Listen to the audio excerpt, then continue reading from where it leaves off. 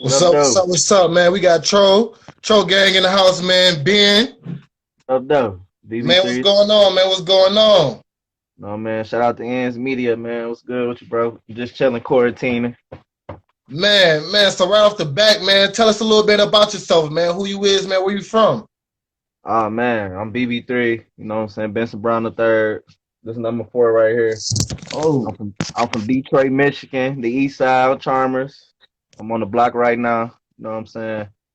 And basically, you know what I'm saying? I'm a father out here on my grind. I'm just trying to show everybody from the hood. You know, if you got kids and everything, you still chase your dreams. You know, you don't have to be stuck out here in the job. You know what I'm saying? Just doing something positive out here with the music. Let me turn this light this way. for sure, for sure, for sure. So how did all the music get started, man? So how did you get into the music?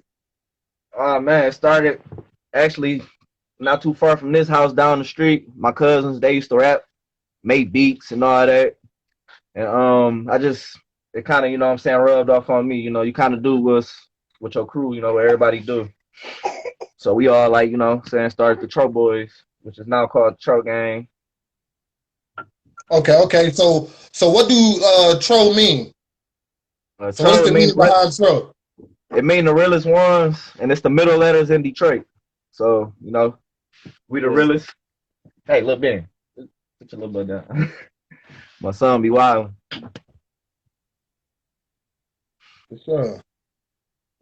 Hell yeah. So TRO stand for the realest ones. So Yup. who exactly came up with that? DK did. He actually, cause he said he was gonna call himself TRO, the realest one, but then he was like, it sound better as a group. So that's Yeah. how he the realest ones. So actually was dope. I ain't really never know that until we did an interview out in California. He told that story. I'm like, oh, that was dope. Okay. So at what point did the music start to become like a passion or like an outlet for you? I want to say around summer 13 when we dropped that song "Don't Call, Don't Text Me." We all decided to do a CD. We came out with EVO, East Side's very own. That's when we all was like young. You know what I'm saying? Early 20s. We was out performing every weekend. You know, it was just fun. You know what I'm saying? Rubbing shoulders with everybody, building relationships in the city. So what did that do for you at that time? Did it like did it like open your eyes? Because you say, performing every weekend, Yeah, bumping shoulders. So what did that yeah. do for you? Did it like create like a new inspiration or Yeah, it gave me some inspiration. Like, damn, we really can make it. You know, we got people tapping in, listening to us and giving us feedback, positive feedback at that. So, you know, it just gave you some drive to keep going. Cause you know, this a dirty game. It's cruel too. yeah, so like fast forwarding, you feel me now that you've been in the game for a minute, man. Like so what have you learned from this game? Well, what I really learned is you can't really trust too many people like with contracts and all that. It's best to be independent. And you know they got DistroKid out here. You can get your own distribution deals, stuff like that. So it's best to be independent, make good quality music and promote to everybody. That's that's what I learned. Independent, make good quality music and just market, you know what I'm saying? Market yourself. So now let's kind of dive into the music. Yeah.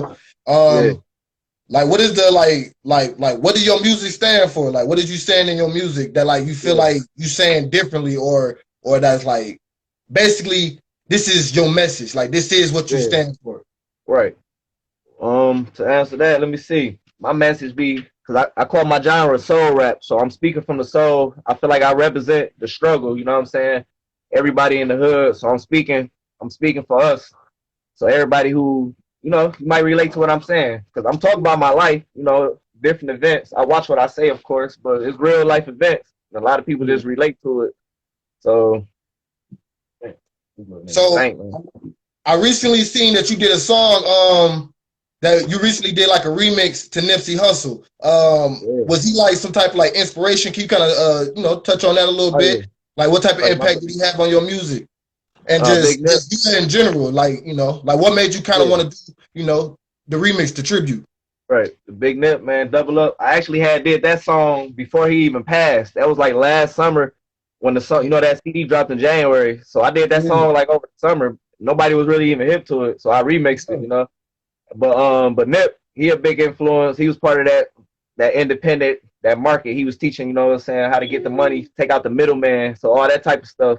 He's a Yeah. big influence. You know, the music, he's speaking from the real life experiences out here. So it was just all dope. That's why I remixed that one. And when he died, that's when the views they actually started going up. So then, is there any artist that in particular that like you would want to do like a feature with or collab with? Yeah, right now I actually want to work with Babyface Ray. I just worked with Nisha Nashay. That was pretty dope. She was on my list in the top 3. I got her off. But Babyface Ray, that's probably like the next artist I want to work with. We just ran into some guys down in Kentucky. I probably work with them. They got some good sounds down there in Louisville. So I recently been seeing like on social media, man, like you and Stretch Money, man. Was Oh like y'all yeah. working on something?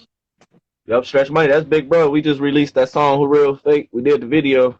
It's out on Next to Blow YouTube channel. It's just it's actually at 500 views. We almost touching 1,000.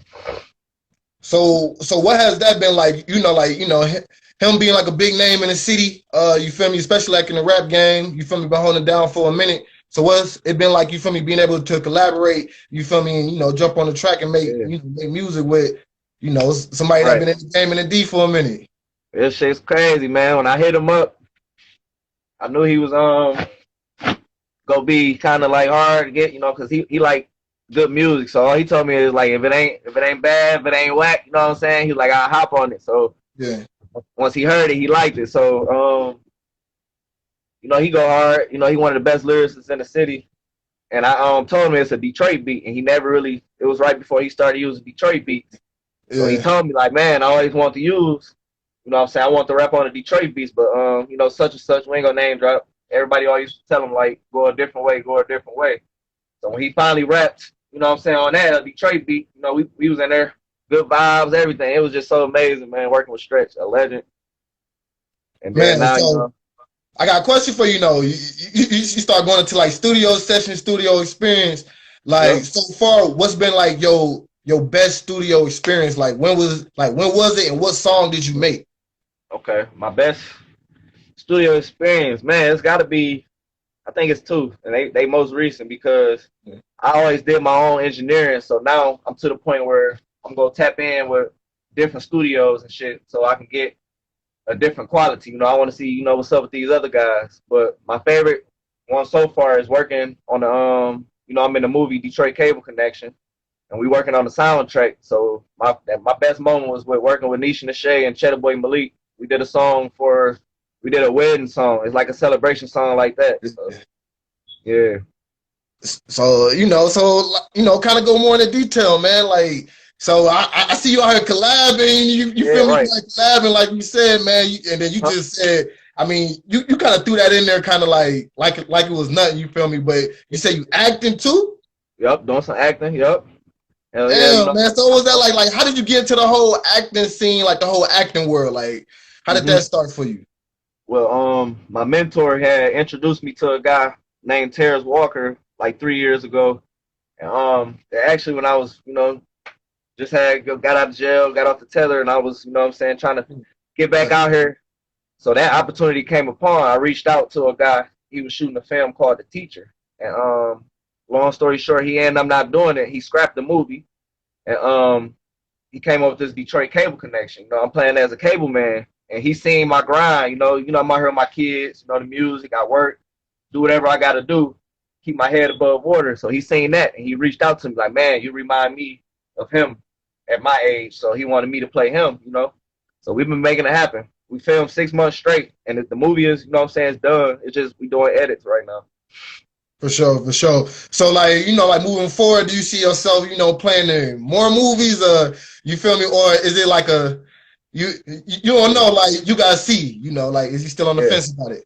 Man, I'm gonna do some more movies for sure. I got 2 offers right now. So like I got 2 offers. One is I'm gonna be playing a single father, and the other one is he redoing The Teacher. It's gonna be a spinoff to the Detroit Cable Connection. So I'm gonna be starring in that one. So that's what I'm saying. And then I'm gonna be down in Atlanta. So I'm gonna go down to Tyler Perry Studios and try out for that. That's hard. That's hard. That's Yeah, I'll be hard, moving man. soon. So, you know, I don't want to go too deep into detail, man, but you say that, you know, that you did a little time, you feel me, and that whole Yeah, experience, you feel me, going through the whole system and right. like, and you know, now with everything that's going on, man, the system crazy, man. Like, so, you know, bouncing back from that, like, how did that change or alter your mindset, man? Yeah, Like really having to go through that process and like really like how you said, man, you a father and shit like right. that, man. Like, man, and I see that that's a, you know, that play a large role into, you feel me, Yep, like as what you were saying, the music, just what you yep. stand for, just as a person. So like, did that like Yeah, play a role in that? Like, you know, like yeah. kind of chime in on that. It played a big role. But I want to shout out to the Outhouse Radio Show. I see they just tapped in. They actually interviewed the gang out there in Inglewood, California. So shout out to them. I see they tapped in down there. That's big right there. But yeah, man, it just showed me that all money is not good money. And when you got kids, you know, we are who they go brag on in the future. So I had to, you know, you gotta watch what you do. And what I just noticed is I can get money in different ways. You know, I had to use my brain. So that's where Nip come and play at. Messing around with Nip around mailbox money. Merchandise. You Hey, need yeah, that's merchandise. similar Your company. stories, huh? Yeah, Yeah, you man, feel similar me? stories. Yeah, you need your you know, so what I did was I went to Micro Center. I bought CDs, 200 or some CDs, and I printed them up. You know, I had my cousin, my brother, we always print CDs, pick the best 5 songs, and we went out here in the street and we sold music. Yeah. And I got paid from doing some acting, so you know, it kinda helped out. Man, that's what's up, man. So like, so now like moving forward, you feel me? You've been working, man. You've been grinding. So what you working on now, man? Like you said that, like you've been bumping shoulders, man. I've been heard all type of names, man. You feel me? So I know that you got something to work. So what's going on with that, man? Okay, the next project I'm dropping will be called Gangsta and the Gentleman. And I haven't picked a date yet because I'm gonna be moving down to Atlanta pretty soon. So I'm gonna go ahead and finish it up down there. So I don't want to drop a date, but it's gonna be called Okay. Gangsta and the Gentleman, and it's basically gonna be sharing both sides of me. You know, I got the gangster side. You know, I got that gentleman side. So you know, there's a lot of people who can relate to that. This is gonna be some smooth, real music. You know, I got some features. I'm going around to different cities to put that project together. I already been down in Louisville, got 3 songs for it. So next stop Atlanta. I'm gonna go to Chicago and record a couple songs for it too. For sure, You for feel me, sure, for man? sure. So how was that whole like Kentucky experience? Like you feel me? Like I know like they music different than Detroit music. You feel me?